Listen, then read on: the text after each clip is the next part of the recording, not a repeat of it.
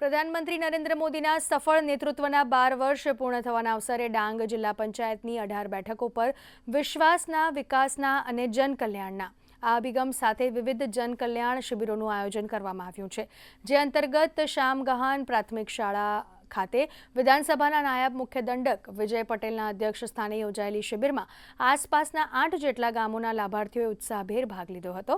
આ શિબિરમાં વૃદ્ધ પેન્શન, વાલી દીકરી યોજના અને દિવ્યાંગ આર્થિક સહાય જેવી કુલ 8 વિભાગોની 15 જેટલી લોક કલ્યાણકારી યોજનાઓનું માર્ગદર્શન આપીને સ્થળ પર જ લાભાર્થીઓને લાભાન્વિત કરવામાં આવ્યા હતા।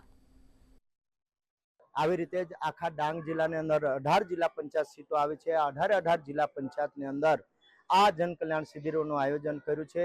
અહીંયા રેશન કાર્ડમાં નામ નોંધવું હોય, નામ ચડાવવું હોય કે કાઢવું હોય, વૃદ્ધ પેન્શન હોય, ગંગા સ્વરૂપા બહેનોના ફોર્મ ભરવા હોય, સોલાર રૂફટોપ યોજના કદાચ કોઈક લેવી હોય, અનેક પ્રકારની યોજનાઓ અહીંયા ઘર આંગણે મળવાની છે। મને વહાલી દીકરી યોજનાની જાણ થતાં મહિલા અને બાળ અધિકારીની કચેરીનો સંપર્ક કરી વહાલી દીકરી યોજનાનો ફોર્મ ભરેલ અને જે મંજૂર થયેલ છે અને મને મંજૂરી હુકમ પણ આપવામાં આવેલ છે।